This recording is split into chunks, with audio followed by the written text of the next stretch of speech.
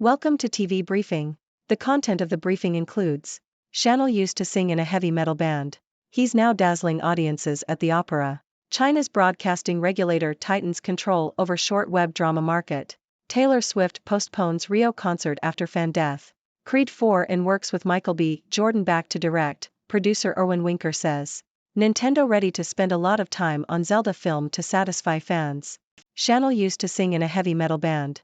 He's now dazzling audiences at the opera. ABC. Opera singer Shanul Sharma, who has been praised for his resplendent voice, originally started his music career as the lead singer of a heavy metal band. He made the switch to opera in 2012 and believes that the two genres share similarities. Despite being bullied for his high-pitched voice as a child, Sharma found solace in music and has since become a successful opera singer, performing for Opera Australia and at venues around the world. Although he still enjoys heavy metal and Bollywood music, Sharma has fallen in love with the drama and intensity of opera. China's broadcasting regulator tightens control over short web drama market. South China Morning Post. China's broadcasting regulator, the National Radio and Television Administration, NRTA, plans to tighten control over the short web drama market. The NRTA will introduce measures to establish a content screening system for these shows and extend its supervision to distribution networks and dedicated apps. The regulator will also review casting, production, storylines, marketing, and social value. The move comes after more than 25,300 online shows were removed earlier this year due to violent, pornographic, or vulgar content. The Chinese government has implemented strict licensing rules in the online show market in order to monitor and review content. Taylor Swift postpones Rio concert after fan death. BBC. Taylor Swift has postponed a concert in Rio de Janeiro following the death of a fan shortly before her show on Friday. The decision came as temperatures in the city reached 39.1 C due to an unprecedented heat wave, prompting health alerts. Swift expressed her devastation over the fan's death in an Instagram post, saying that her heart was shattered. She urged stadium staff to provide water to fans during the concert, and Brazil's justice minister ordered the concert organizers to allow fans to bring in water bottles. Swift's show on Monday will still go ahead. Creed 4 in works with Michael B. Jordan back to direct, producer Erwin Winker says. Yahoo! The producer of Creed 3, Erwin Winker, confirmed that Creed 4 is already in the works. Michael B. Jordan will direct Creed 4, after making his feature debut with Creed 3. Nintendo ready to spend a lot of time on Zelda film to satisfy fans. Nikkei Asia. Nintendo is taking its time with the production of the live-action Legend of Zelda film to ensure it meets the expectations of the global fan base, according to franchise creator Shigeru Miyamoto. Miyamoto revealed he has been discussing a live-action Zelda movie with the chairman of Arad Productions for the past 10 years and that they are taking their time to prepare. Nintendo president Shuntaro Furukawa said the company's IP development initiatives are essential to the growth of its core video game business and hopes they will encourage more people to try its dedicated video game systems. University of Alberta replaces sexual assault center director over letter questioning alleged Hamas rapes. The Globe and Mail. The president of the University of Alberta says the school has replaced the director of its sexual assault center over its endorsement of an open letter that questions the validity of sexual assault claims against Hamas during its deadly incursion into Israel last month. Hockey Canada names Jonathan Goldbloom new board chair as organization elects new directors. CBC. Hockey Canada has announced its new board of directors.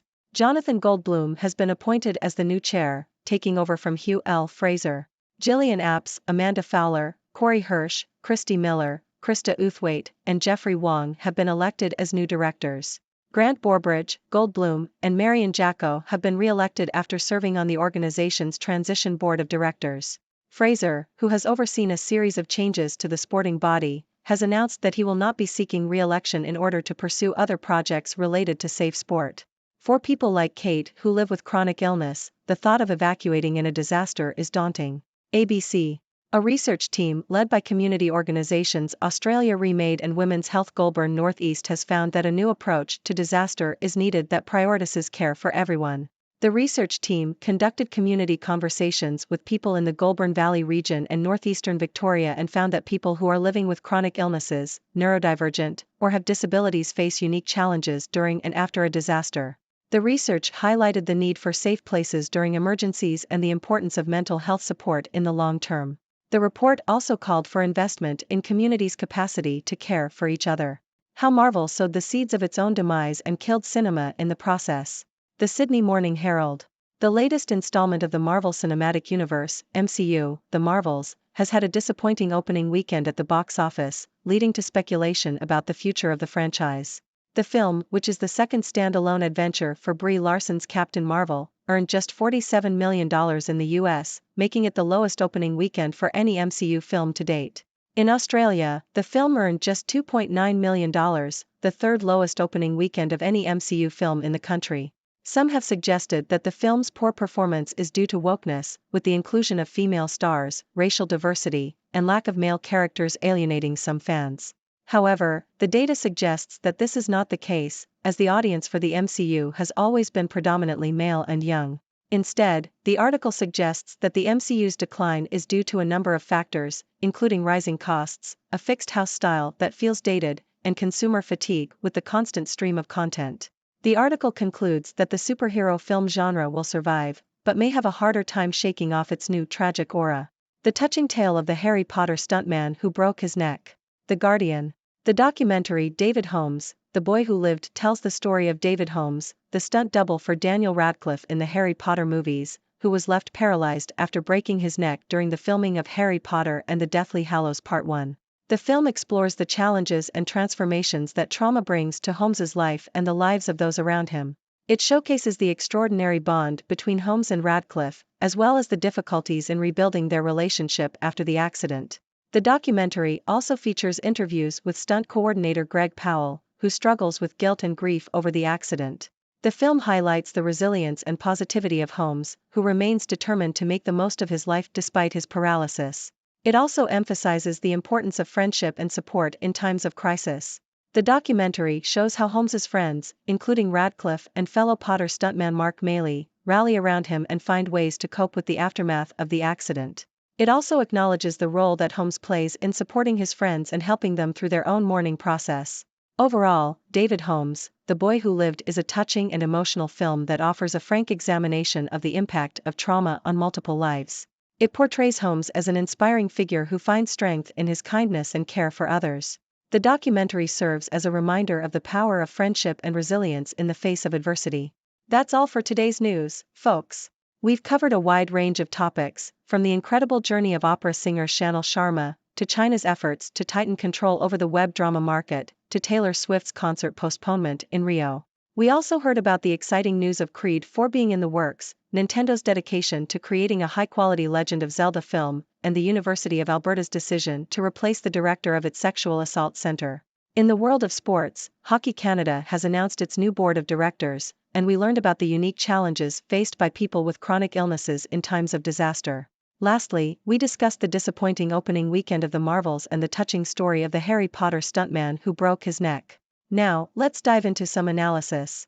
It's fascinating to see the diverse range of stories we've covered today, each with its own unique insights and impact.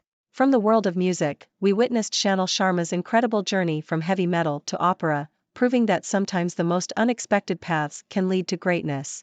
China's efforts to tighten control over the web drama market reflect its commitment to monitoring and regulating online content, while Taylor Swift's concert postponement in Rio highlights the importance of fans' safety and well-being. In the realm of entertainment, the announcement of Creed 4 and Nintendo's dedication to a live-action Zelda film show the enduring popularity and potential of beloved franchises. On a more serious note, the University of Alberta's decision to replace the director of its sexual assault center demonstrates the significance of addressing sensitive issues with care and sensitivity. In the world of sports, Hockey Canada's new board of directors signals a fresh start for the organization, while shedding light on the dedication and talent required to lead such a prominent sporting body. The research on the challenges faced by people with chronic illnesses during disasters reminds us of the importance of inclusivity and support for all individuals in times of crisis. Lastly, the underperformance of the Marvels at the box office raises interesting questions about the future of the superhero film genre. While some may speculate about the reasons behind its disappointing opening weekend, it's clear that the MCU and the genre as a whole are facing new challenges and evolving dynamics. And that's a wrap. It's been a pleasure bringing you today's news. Now it's your turn to join the conversation. What are your thoughts on these stories? Do you have any questions or insights to share? Let's hear it. Thank you for tuning in. The content above showcases the latest briefing reports and analytical synopses, thoughtfully curated by the 6Do team. These insights stem from a wide array of reputable media outlets, think tanks, government sources, and specialized experts worldwide. We encourage you to explore these sources for a comprehensive perspective. Keep in mind that while the content may not always align with the official standpoint of 6Do Brief, it's not meant to be taken as absolute directives for decision-making. Comprising seasoned media professionals, learned scholars, and accomplished scientists, the 6Do team embodies a trailblazing, fully independent media entity. To customize 6Do Brief to meet your professional needs, you have the option to subscribe to a diverse array of briefings on our website, 6dobrief.com. Regardless of your location, you can conveniently receive 6Do Brief via email.